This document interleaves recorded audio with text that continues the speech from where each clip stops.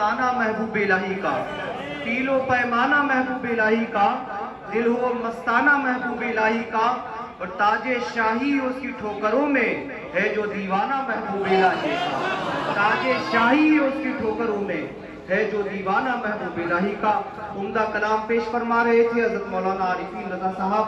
اطلاع آپ کو بتاتے چلیں، آج کی تقریب سعید عرس محل کی سہروزہ تقریبات کی آخری تقریب سعید ہے، جس سے میری مراد کل ہند روحانی اجتماع جو ہر سال کی طرح عرس محبوب الہی کے موقع پر 19 ربیع الثانی کی شب میں یہاں پہ منعقد ہوتا ہے، یعنی 20ویں شب میں، اس میں ہم اور آپ تشریف فرمائے۔ آج کی اس محفل کی سرپرستی فرما رہے ہیں درگاہ حضرت نظام الدین اولیاء کے سجادہ نشین حضرت خواجہ فرید احمد نظامی سید بخاری، اور نظامت کے فرائض انجام دے رہے ہیں حضرت پیرزادہ سید سراج مدنی نظامی صاحب۔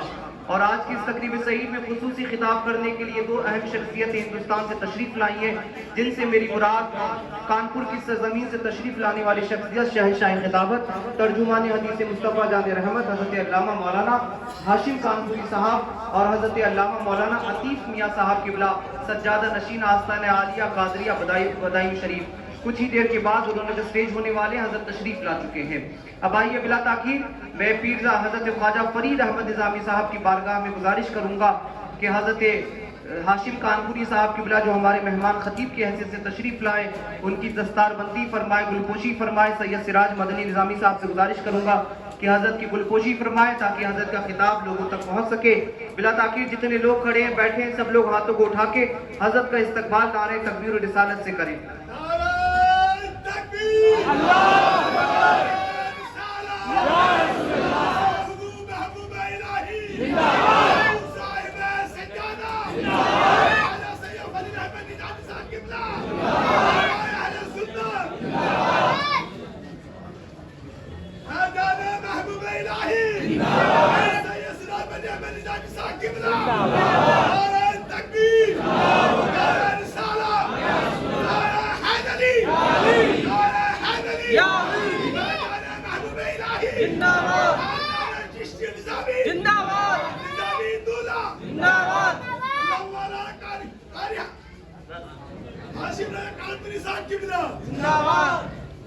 بلا تاخیر حضرت تشریف لا رہے ہیں، حضرت سے گزارش کروں گا مائک پر تشریف لائیں۔ جب تک نعرہ لگائی، نعرہ تکبیر، نعرہ رسالت، نعرہ حیدری، عرس مقدس، فیضان محبوب الہی، صاحب سجادہ حضرت علامہ ہاشم کانپوری صاحب قبلہ، نعرہ تکبیر، نعرہ رسالت۔ بس یہ کہتے ہوئے کہ مناؤ روز و شب جلسہ جو ہوگا دیکھا جائے گا، مناؤ روز و شب جلسہ جو ہوگا دیکھا جائے گا، مٹا دو نام باطل کا جو ہوگا دیکھا جائے گا، اور غلام مصطفیٰ موجود ہیں اب بھی زمانے میں، کرو سرکار کا چرچا جو ہوگا دیکھا جائے گا۔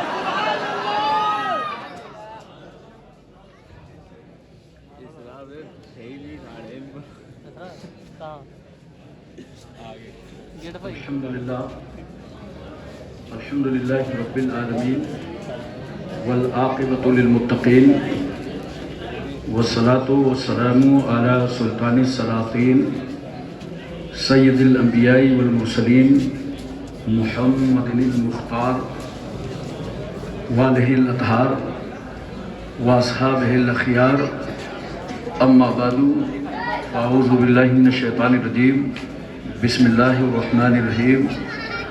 وَاتَّخِذُوا مِن مَّقَامِ إِبْرَاهِيمَ مُصَلًّى۔ صدق اللہ مولانا العظیم وصدق رسولہ النبی الکریم، ونحن علی ذلک لمن الشاہدین والشاکرین، والحمد للہ رب العالمین۔ حضور صاحب سجادہ آستانہ حضور محبوب الہی، دیگر پیرزادگان، سادات کرام، علماء اہل سنت،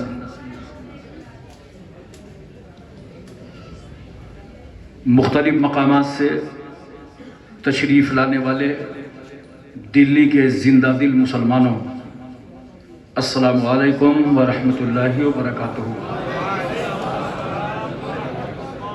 آیت کریمہ کی فضیلتیں اور برکتیں حاصل کرنے سے پہلے آئیے ہم اور آپ انتہائی محبت اور عقیدت کے ساتھ حضور شاہ مدینہ راحت قلب و سینہ اپنے آقا و مولا کونین کے دولہا کالی زلفوں والے رسول سنہری جالی والے محبوب ڈوبتوں کو تیرانے والے پیغمبر غم کی ہچکیاں لینے والوں کو زندگی دینے والے نبی یتیموں کو انگلی پکڑا دینے والے رسول بیواؤں کو کلیجے سے لگانے والے رحمت للعالمین سدرہ سے آگے جانے والے مصطفیٰ لامکاں کی سیر کرنے والے پیغمبر مکے اور مدینے کی چٹائی پر بیٹھ کر ساری کائنات کی تقدیر کا فیصلہ کرنے والا اللہ کا حبیب حضور احمد مصطفیٰ محمد مصطفیٰ صلی اللہ علیہ وسلم کی بارگاہ عالیہ میں درود پاک کی ڈالیاں نچھاور کرائیں بآواز بلال اللہم صلی علی سیدنا مولانا محمد وعلی آل سیدنا مولانا محمد مبارک وسلم صلاۃ و سلام علیکہ یا رسول اللہ. ایک بار اور اللہم صلی علی سیدنا جد الحسن والحسین وعلی آل سیدنا جد الحسن والحسین صلاۃ و سلام علیکہ یا رسول اللہ. ایک بار نبی اور آل نبی کی بارگاہ میں صلی اللہ علی النبی الامی وعلیہ صلی اللہ علیہ وسلم صلاۃ و سلام علیکہ یا رسول اللہ. محترم حضرات، عرس نظام الدین اولیاء رحمت اللہ تعالیٰ علیہ کے موقع پر آج یہ روحانی اجتماع ہو رہا ہے، اور میں آپ کو بتا دوں کہ آپ کی فکر اور آپ کا ذہن چاہے جیسے ہو، الحمدللہ میں آج بہت موڈ میں ہوں، اور جو موڈ کبھی کبھی بنتا ہے وہ ابھی ابھی بن گیا. دیکھیے حضور صاحب سجادہ شیخ طریقت حضرت خواجہ سید فرید نظامی صاحب قبلہ مدث اللہ العلی والنورانی اور ان کے ام محترم جن کا بڑا خصوصی خطاب آپ نے سنا، حضرت علامہ سید سراج نظامی قبلہ مدث اللہ العلی والنورانی اور حضرت کے خاندان کے کافی شہزادگان تشریف فرما ہیں. ہم اپنی طرف سے سب کا استقبال کرتے ہیں. اجلاس کے خصوصی ناظم حضرت اللہ مولانا قاری جنید عالم صاحب جو بہت حسن و سلوک کے ساتھ اس اجلاس کو چلا رہے ہیں. عارفین صاحب کی طرح کو آپ نے سنا، ایک منقبت سنی ان سے، ان کی طرح میری آواز نہیں ہے، مگر اللہ کا شکر ہے کہ ان کی بھی میری طرح نہیں ہے.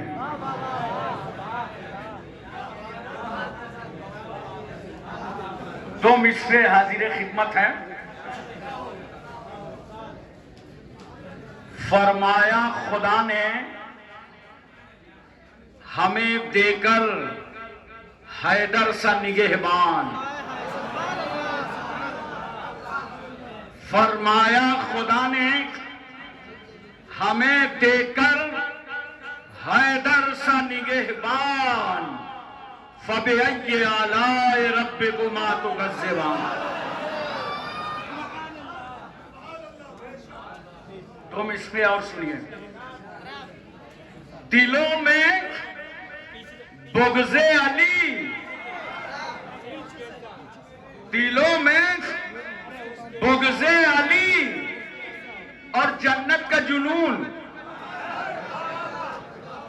دلوں میں بغض علی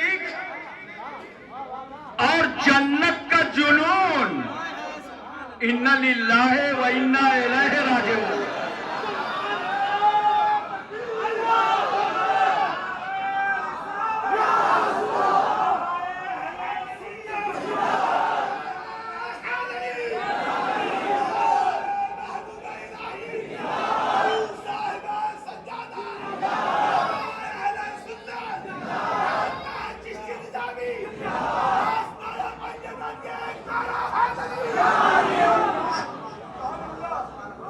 دلوں میں بغض علی، دلوں میں اور جنت کا جنون. انا للہ و انا الیہ راجعون. 4 مصرے اور حاضر ہیں. اسلام تجھ کو گود میں پالا حسین نے. اسلام تجھ کو گود میں پالا حسین نے.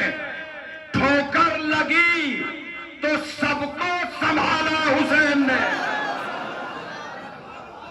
ٹھوکر لگی تو سب کو سنبھالا حسین نے. اسلام کی رگوں میں جو چبھتا تھا بار بار, اسلام کی رگوں میں جو چبھتا تھا بار بار, کاٹا تھا وہ یزید, نکالا حسین نے. کاٹا تھا وہ یزید, نکالا حسین نے. حضرات جن کے عرس میں آج ہم اور آپ سب حاضر ہیں, سید سراج نظامی قبلہ مقدس ذیل علی بیان فرما رہے تھے, سعودی حکمراں آئے, بادشاہ آئے اور عرس محل میں شرکت کر کے, زیارت کر کے مزار اقدس کی چلے گئے. لیکن آپ جانتے ہیں حضرت خواجہ نظام الدین اولیاء کی بارگاہ تو وہ ہے دلی کا بادشاہ سلطان علاء الدین خلجی. بادشاہ کا بیٹا فرزند خان یہ حضور محبوب الہی کا مرید تھا. ایک دن بادشاہ نے کہا اپنے بیٹے سے یہ فرمان لے جاؤ اور حضور محبوب الہی سے کہہ دو کہ بادشاہ ملاقات کرنا چاہتا ہے. بیٹا فرمان لے کر کے آیا تو جانتے ہیں حضرت نے ابھی وہ لفافہ نہیں کھولا, ہاتھ میں لیے ہیں, کیا پہلے فرماتے ہیں آؤ فاتحہ پڑھ لیں. توجہ فرمائیے ذرا, فرمایا آؤ فاتحہ. اس کے بعد لیٹر نہیں کھولا اور کیا فرماتے ہیں فرزند خان سے, سنو فقیر کا راستہ اور ہے, بادشاہ کا راستہ اور. میں شہر کے کنارے پڑا ہوں, بستی میں ہوں, میں بادشاہ کے لیے اور رعایا کے لیے دعا کر رہا ہوں. جب فرزند خان نے جا کے سلطان کو اپنے باپ کو یہ بات بتایا تو اور خوش ہو گیا اور عقیدت بڑھ گئی. پھر خواہش کی کہ حضور نظام الدین اولیاء سے ملاقات ہو جائے. توجہ کیجئے گا, پورا ہندوستان بڑی بڑی خانقاہیں دلی میں ڈیرا ڈالے رہتی ہیں کہ کسی منسٹر سے ملاقات ہو جائے. لیکن آؤ نظام الدین اولیاء کے ماننے والوں, توجہ کیجئے, جب دوبارہ اس نے چاہا کہ اجازت مل جائے تو میں حاضر ہو جاؤں تو حضرت فرماتے ہیں اس کی کوئی ضرورت نہیں ہے. جب میں بادشاہ اور رعایا کے لیے دعا کر رہا ہوں تو نوٹ کرو, موجودگی میں جو دعا ہوتی ہے وہ اتنی بااثر نہیں ہوتی جو غیر موجودگی میں دعا کی جاتی ہے تو وہ پرتاثیر ہوتی ہے. اس کے بعد پھر کچھ دنوں کے بعد بادشاہ کو چین نہیں پڑ رہا تھا اور پھر گزارش کیا کہ ملاقات ہو جائے. بڑی خوشامد کر ڈالی کہ ملاقات ہو جائے. تو جانتے ہو حضرت نے کیا ارشاد فرمایا, توجہ کیجئے. حضور محبوب الہی فرماتے ہیں کہ بادشاہ سے بتا دینا کہ فقیر کے گھر میں 2 دروازے ہیں, 2 دروازے ہیں. اگر ایک دروازے سے بادشاہ آئے گا تو فقیر دوسرے دروازے سے شہر سے باہر چلا جائے. آپ توجہ فرمائیں, یہ شان قناعت, کیونکہ اللہ کے ذکر کی اور محبت سے انہیں ایک لمحہ وقت نہیں ملتا تھا کہ کسی سے ملاقات کر سکیں. بہرحال میرا موضوع کچھ دوسرا, انشاءاللہ پھر کبھی موقع ملا تو میں اس پہ بولنے کی سعادت حاصل کروں گا. آئیے میں اپنے موضوع کی طرف چلتا ہوں. قرآن کا ارشاد ہے وَاتَّخِذُوا مِن مَقَامِ إِبْرَاهِيمَ مُصَلَّى, مقام ابراہیم کو مصلی بناؤ. اے لوگوں مقام ابراہیم پر نماز پڑھو. حضرات ابراہیم علیہ السلام نے जिस पत्थर पर खड़े होकर काबे की तामीर की, इसी पत्थर का नाम मकाम इब्राहिम है। आज जहां काबा है, पूरी दुनिया का सेंटर है काबा। हर समत चले जाओ दुनिया के, दुनिया बराबर बीचों बीच में काबा। कुछ लोगों को मालूम नहीं है तो कहते हैं काबे में आदम अलैहिस्सलाम का मजार है। यह गलत फहमी है।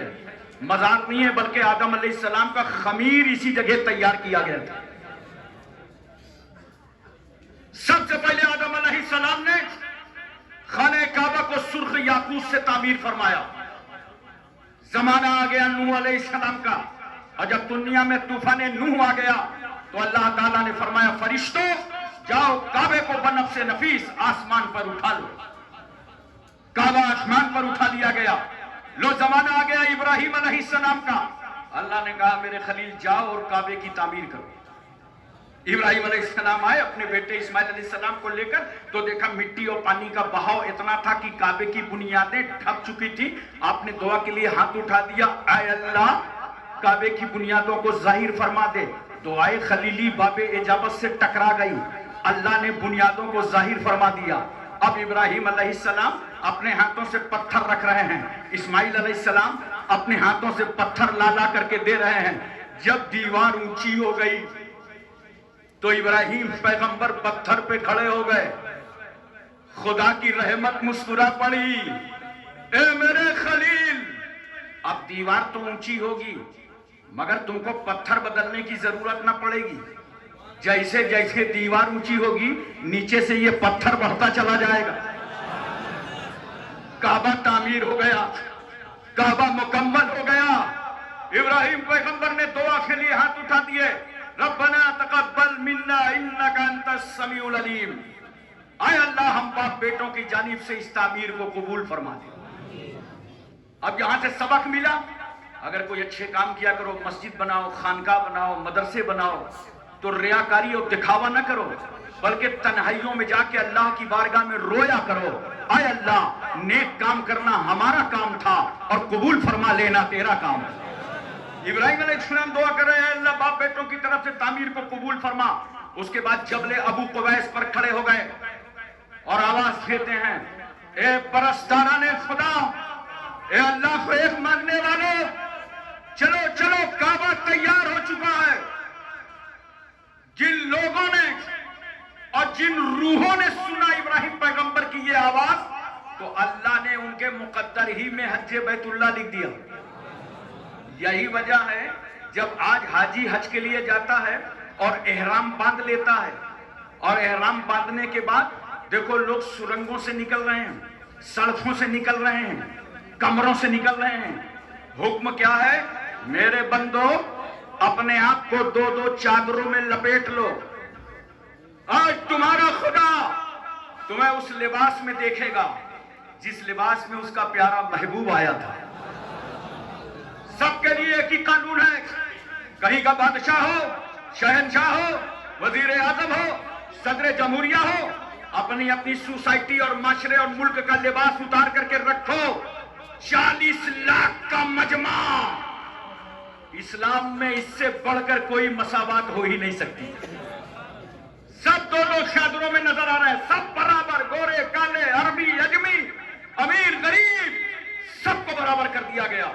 और जानते हो इब्राहिम अलैहिस्सलाम की उस आवाज का जवाब दे रहे हैं। इब्राहिम पैगंबर ने कहा था चलो खाने काबा तैयार है।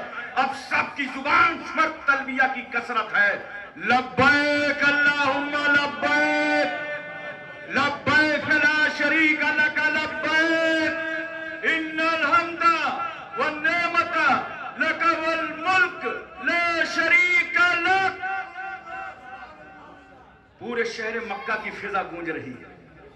जानते हो हर जाने वाला कह रहा है लब्बैक अल्लाहुम्मा लब्बैक, आए अल्लाह तेरे खलील ने बुलाया था, हम सब हाजिर हो गए हैं। मौला आज हम सब आ गए हैं, आज हम यहां सब मौजूद हैं। मैं एक बात पूछना चाहता हूं, ये वो मुकद्दस घर है अल्लाह का, काबा, जहां सुबह शाम में 120 रहमतें नाजिल होती है। 40 काबे का तवाफ करने वालों के लिए, 60 काबे का तवाफ करने वालों के लिए, 40 کعبے میں نماز پڑھنے والوں کے لیے اور 20 صرف کعبے کو دیکھنے والوں کے لیے. کیا اسلام ہے کہ عبادت کرتے کرتے تھک جاؤ تو حرم کعبہ میں بیٹھ جاؤ، کعبے کا دیکھنا عبادت، اپنے ماں باپ کا چہرہ دیکھنا عبادت، قرآن کو دیکھنا عبادت، نیک بندوں کو دیکھنا عبادت. حضرات جب میدان قیامت کا وقت آئے گا اللہ تعالیٰ فرمائے گا فرشتوں جاؤ اس کعبے کو دلہن کی طرح مرصع اور مزین کر کے لے آؤ. کعبہ خدا کی بارگاہ میں پیش کیا جائے گا. اللہ فرمائے گا یہ بتا کعبہ جس نے تیرا طواف کیا ہے اس کے بارے میں کیا خیال ہے، کیا رائے ہے، کیا ارادہ ہے. کعبہ زبان حال سے کہے گا اے اللہ جس نے طواف کیا ہے اسے کعبۃ اللہ بخشوائے گا، اور جو طواف نہیں کر سکا اسے رسول اللہ بخشوائیں گے.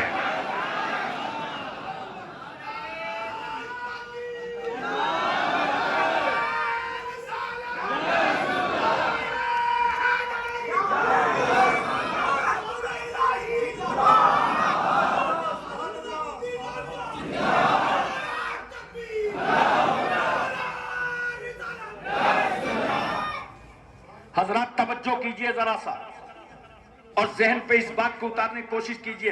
ایک مرتبہ کعبے کی تعمیر اس وقت ہوئی جب حضور صلی اللہ علیہ وسلم کی عمر مبارک 35 سال کی تھی.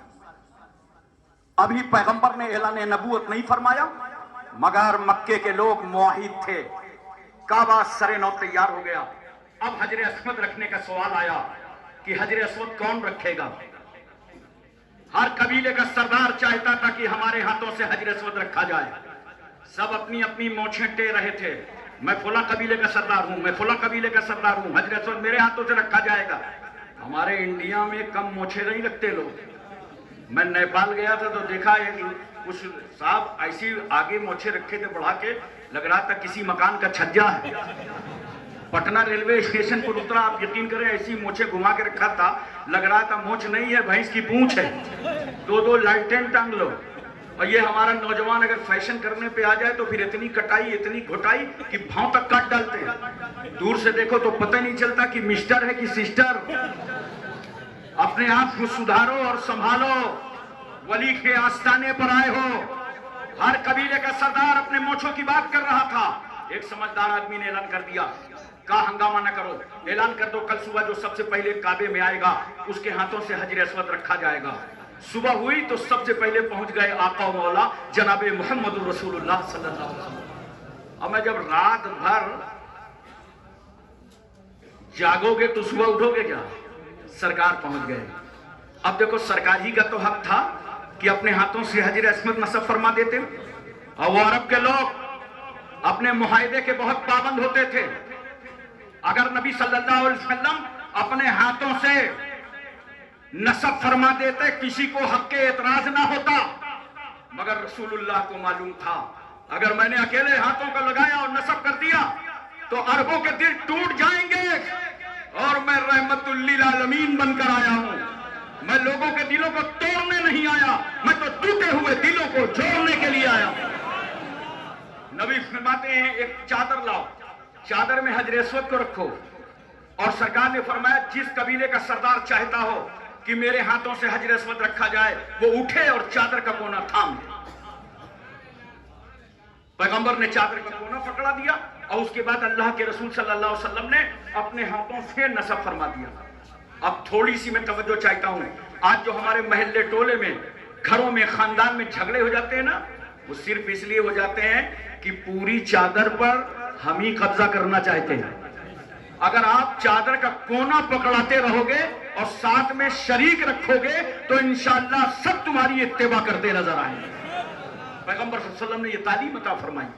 آپ توجہ فرمائیے ذرا سا اور اپنے ذہن پر رکھنے کی اتارنے کی کوشش کیجیے. اللہ فرماتا ہے وَاتَّخِذُوا مِن مَقَامِ إِبْرَاهِيمَ مُصَلَّى، اے لوگوں مقام ابراہیم کو مصلی بناؤ، مقام ابراہیم پہ نماز پڑھو.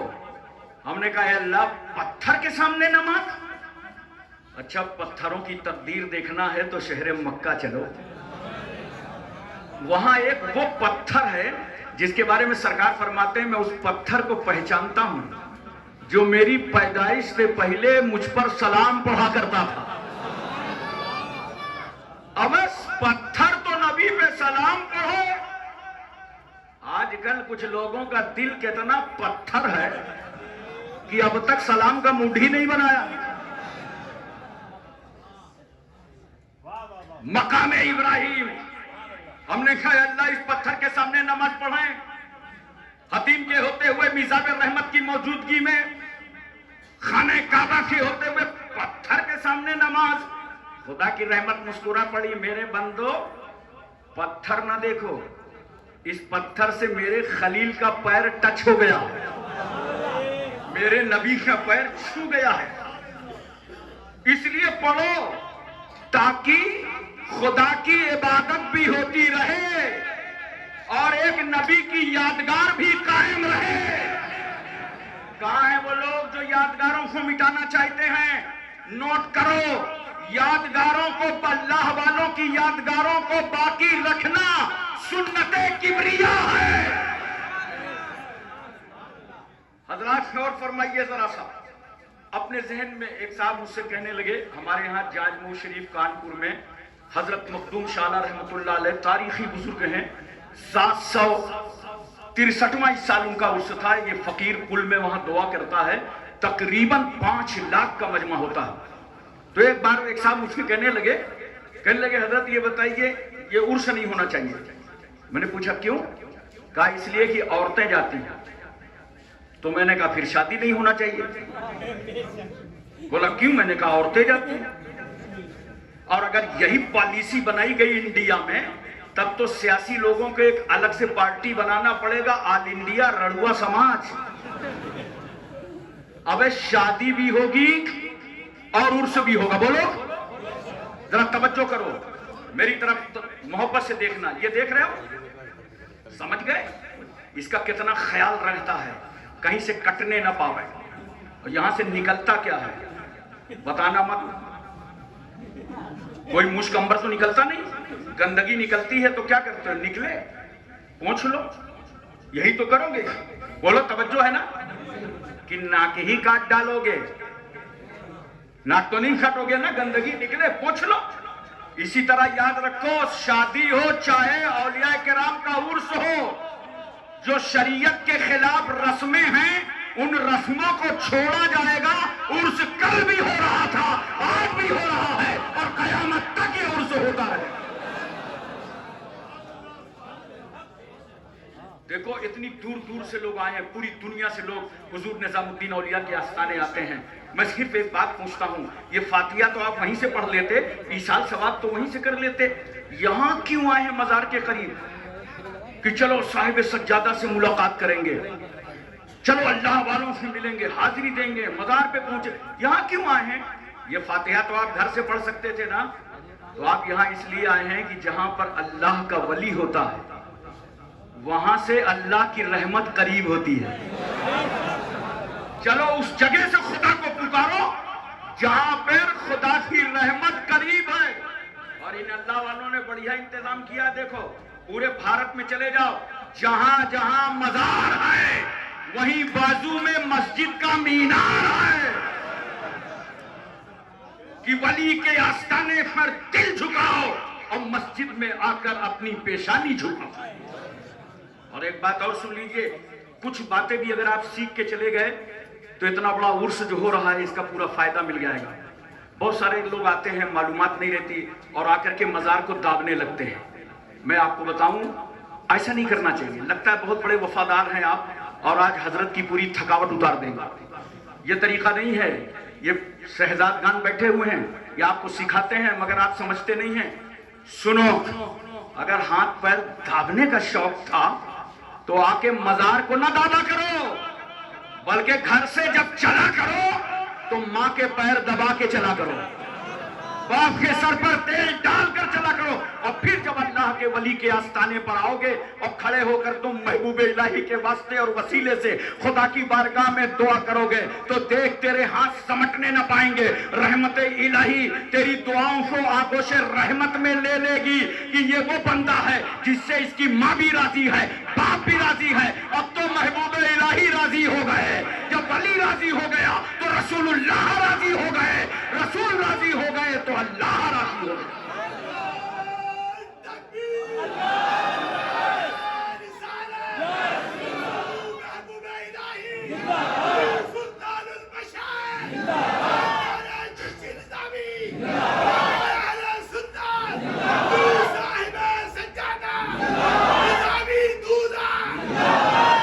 एक बात और सुनिए, जब जब मजार पे हाजिर हो तो पैतियाने से जाया करो, बोलो मोहब्बत से सुभान अल्लाह। जाकर सलाम पेश करो और 10 हाथ दूर खड़े हो जाओ और अदब से फातिहा पढ़ो।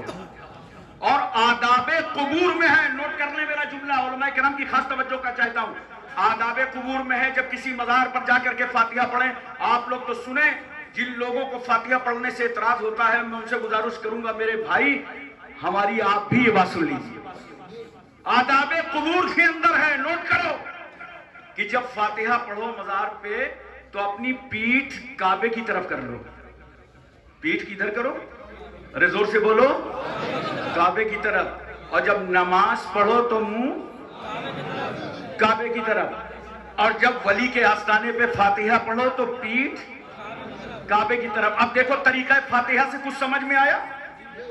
हम अहले सुन्नत वल जमात का तरीका फातिहा बता रहा है कि जब हम इबादत करते हैं तो मुंह काबे की तरफ होता है और जब हम आस्ताने पे हाजिरी देते हैं तो पीठ काबे की तरफ।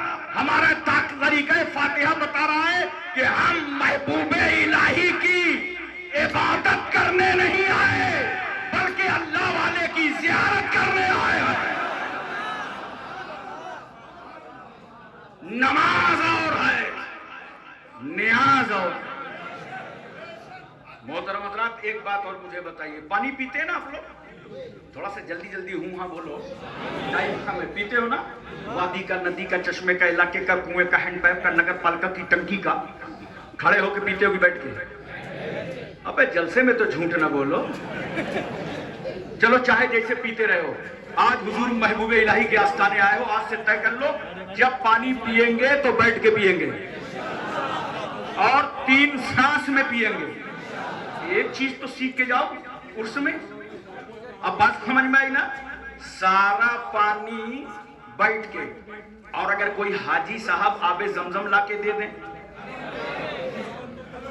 तो खड़े होके, अरे मैंने कहा सारा पानी बैठ के आबे जमजम खड़े होके, तो आप कहेंगे हजरत ये जो पानी है ना, इस पानी से इस्माइल अलैहिस्सलाम की एड़ी छू गई है, टच हो गई है, ममाश हो गई है, इसलिए अब इस पानी की ताजीम हम कर रहे हैं। सभी लोग खड़े होके पीते हैं। मैं सोच में पड़ गया यार, जो लोग नबी के लिए नहीं खड़े होते वो भी पानी के लिए खड़े हो जाते हैं, पानी खड़े पी लेते हैं। अच्छा वो छोड़ो, जब हाजी लोग हज करके वापस आते हैं, आजकल हज कमेटी ने 5 लीटर अलाउ किया है पानी। घर में भीड़ लग गई। हाजी साहब ने कहा बच्चों एक ड्रम पानी लाओ, उसमें 5 लीटर मिला दो, महल्ले वालों को पिलाना है। अब जो आता जा रहा है वो खड़े होकर पीता जा रहा है। मैंने कहा भाई आबे जमजम को खड़े होकर पीते तो बात समझ में आती, ये दिल्ली वाले पानी के लिए क्यों खड़े हो गए? तो आप कहेंगे हजरत ये दिल्ली वाला पानी मक्के वाले पानी से छू गया है, मिल गया है, इसकी निस्बत हो गई, इसलिए इसके लिए भी हम खड़े हो गए। अच्छा एक बात और बताओ, वजू करते हो ना? बहुत धीरे से बोले। अरे नमाज पढ़ोगे तब ना वजू करोगे? करो नमाज की पाबंदी, अल्लाह तुम्हारे रिस्क में बरकतें अता फरमाएगा। पढ़ो नमाज, तुम्हारी बलाएं दूर होंगी। पढ़ो नमाज, मुश्किलों में आसानी होगी। तो जब नमाज पढ़ते हो तो सिस्टम बदल गया, पाइप है, टूटी है, पहले लोटा बंधना और वजू करने के लिए जैसे लोटा लेके बैठे, वजू किया, जो कुछ पानी बचा क्या करते थे चचा? बोलो, खड़े होके पी लिया। क्या समझ के पिया है? यही समझ के पिया? क्या समझ के? आप बता दीजिए। वजू का पानी है, यही समझा है ना? आज मैं आपकी अक्ल खोल दूंगा। जिस पानी के लिए आप खड़े हुए हैं वो वजू का थोड़ी है, वो तो बचा हुआ है। हमें जो वजू का था ना, हाथ धोया कंट्रोल से बाहर, चेहरा धोया कब्जे से बाहर, पैर धोया गिरफ्त से बाहर, तो जिससे वजू किया वो तो बह गया। जो बचा है उससे वजू किया ही नहीं। अगर इससे वजू किया होता तो ये भी बह गया होता। ये बचे हुए के लिए क्यों खड़े हुए? तो आप कहेंगे ये बचा हुआ पानी वजू के पानी से छू गया है। अरे मोहब्बत से बताओ, एक पानी वजू के पानी से टच हो जाए, एक पानी आबे जमजम से मिल जाए, जब उस पानी की इतनी ताजीम है तो सरापा रहमतुल लिल आलमीन की ताजीम का आलम क्या होगा? इसीलिए तो मैं कहता हूं मिट्टी तो सभी मिट्टी है, मगर मिट्टी के वो जर्रे जो गुंबद खजरा में हैं वो जन्नत से बढ़कर हैं, और जो जर्रे रसूलुल्लाह के जिस्म पाक से छू गए हैं वो अर्शे इलाही से अफजल हैं। हमें तो जिस रसूल की खाक का ये आलम हो उसकी जाते पाक का क्या आलम होगा? एक बात और बताओ, हम और आप जिस पानी से वजू करते हैं ना, बोलो पूरी तवज्जो है, ये पानी दो गंदगियों को धुलता है। आज़ाए वजू पर जो जाहिरी गंदगी लगी थी उसकी धुलाई, और दूसरे जो आपने गुनाहे सगीरा किए थे उसकी धुलाई। जैसे वजू करना शुरू करोगे, आंख के गुनाह धुल गए, हाथ के गुनाह धुल गए, चेहरे के गुनाह धुल गए, पैर से गुनाहे सगीरा धुल गए, तो दो गंदगियों को धुलता है। इसलिए फुका फरमाते हैं आप इस पानी को दोबारा इस्तेमाल न करना, ये माए मुस्तामल है, दोबारा इस्तेमाल न करना, वरना मुफस्सिरीन किराम ने लिखा है मिर्गी जैसी बीमारी का खतरा है, क्योंकि ये माए मुस्तामल है। ये हमारे तुम्हारे वजू का पानी है कि अगर दोबारा इस्तेमाल करो तो बीमारी पैदा हो जाए, लेकिन अगर वजू कर रहे हो मुस्तफा जाने रहमत, अगर वजू कर रहा हो अल्लाह का पैगंबर, अगर अल्लाह वजू कर रहा हो अल्लाह का हबीब, तो जानते हो नबी वजू कर रहे हैं, सहाबा हथेली पे हथेली, हथेली पे हथेली, हथेली पे हथेली, और नबी के वजू का पानी जमीन पर गिरने नहीं देते, हाथ पर हाथ लगाए। हदीस शरीफ का मफहूम है, ऐसा लगता था कि आपस में जंग हो जाएगी, नबी के वजू का पानी जमीन पर गिरने नहीं देते। और जिस सहाबी को पानी नहीं मिलता था वो दूसरे सहाबी से कहते थे लाओ अपना खाली हाथ मेरे हाथ में रख दो। मैं कहता हूं उस वक्त तो सहाबी ने कहा होगा अब पानी नहीं है, हाथ तो खाली हैं, मगर सहाबी क्या कह रहे होंगे, खाली हाथ है मालूम है, मगर इसी हाथ से तो नबी के वजू का पानी छू गया। अब मोहब्बत से बताओ यार, सहाबा दौड़ रहे हैं नबी के वजू का पानी लेने के लिए, क्यों? हम तुम जिस पानी से वजू करें दोबारा इस्तेमाल करो तो बीमारी, और नबी वजू करें तो वो पानी शिफा बन जाए। अब बताओ, जब पूरी दुनिया मिलकर नबी के वजू के पानी के बराबर नहीं हो सकती तो कोई रसूल के बराबर कैसे हो सकता है, कोई पैगंबर के बराबर कैसे हो सकता है? एक बात और बताओ मोहब्बत के साथ, बोलो तवज्जो है ना, ज़हन हाजिर है? इसमें बहुत सारे लोग होंगे जो हज बैतुल्लाह करके आए होंगे, बोलो हुजूर साहिब सज्जादा भी हज करके आए होंगे, और हमारे निजामी साहब तो बयान कर रहे थे कई बार मदीने शरीफ गए हैं, ये तमाम उलमा गए हैं, ये मस्तान भी गए हैं। एक बात बताओ, जब हज करने जाओ तो यौम अरफा के दिन कानून क्या है? मैदान अरफात में जोहर पढ़ो असर पढ़ो, तवज्जो है, और ठहरे रहो, जब असर की नमाज पढ़ लो तो जबले रहमत की तरफ मुतवज्जे हो जाओ, बोलो मोहब्बत से सुभान अल्लाह, जबले रहमत की तरफ मुतवज्जे हो जाओ।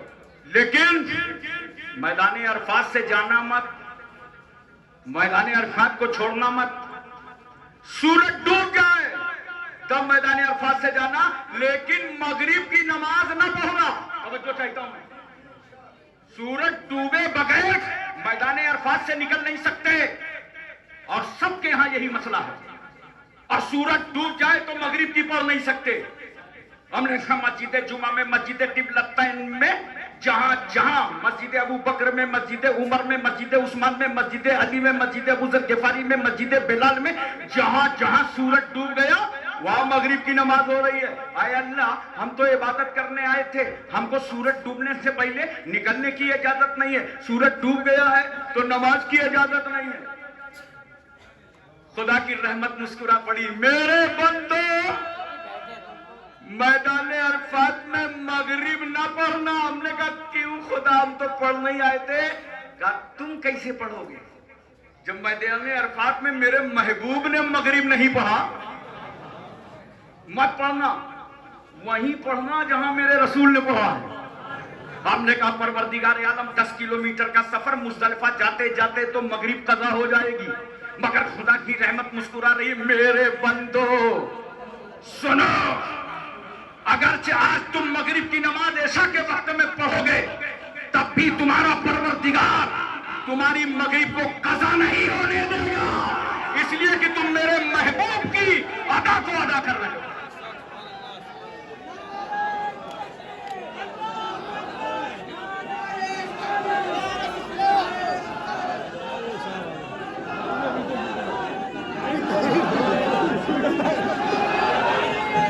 آپ تمامی حضرات یہی تشریف رکھیں. بس بس بس رک جائیے, بس بس بس میرے بھائی, بس آپ لوگ بیٹھ جائیے, جگہ پہ تشریف رکھیے, حضرت آ جائیں گے.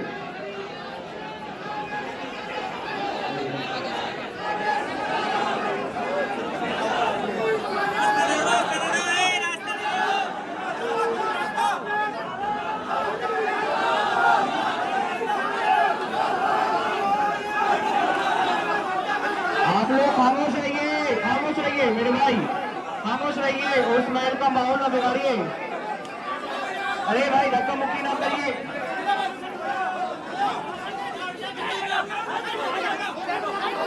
خاموشی کے ساتھ آئیے, خاموشی کے ساتھ. اپنے مہمان کا استقبال اچھے انداز میں کرنا چاہیے.